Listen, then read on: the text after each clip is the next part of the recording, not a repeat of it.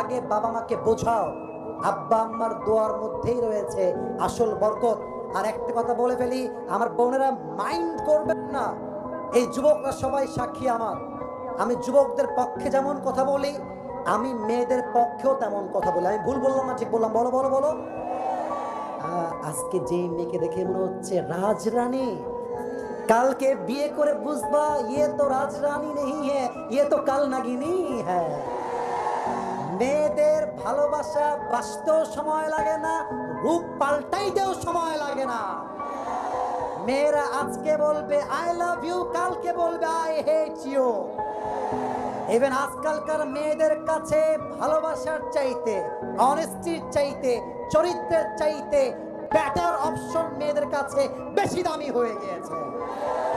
আজকে বলবে তোমাকে ছাড়া বাঁচবো না, কালকে আরেকজনকে দেখে wow this person is the better person than the first one, আরে এ তো আরো দেখতে সুন্দর, আরে এর তো টাকা আরো বেশি। প্রথম জনকে বলবে জান আমার না বাড়িতে কেউ মানছে না গো। এটার নাম হচ্ছে উপরে সদর ঘা, উপরে ফিটফাট ভেতরে সদর ঘা।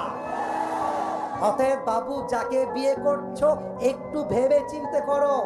আজকালকার মেয়েরা বোরকা পরলে কিন্তু দিনদার হয়ে যায় না। যত পার্কে মেয়েরা প্রেম করে বেড়ায়, তার 80% মেয়েরা বোরকাওয়ালিরাই প্রেম করে বেড়ায়। 3 নাম্বার কথা বলে শেষ করতে চাই, যেই মেয়ে তোমাকে রাগ করেছেন আপনারা? আচ্ছা, আমি কি বানাই ভুল কোন কথা বলেছি প্রিয় ভাইরা? আচ্ছা, আমার দিকে একটু তাকাই বলবেন এটা আমার মুখে কি? ডানে আওয়াজ বামে আওয়াজ নেই, এটার নাম কি?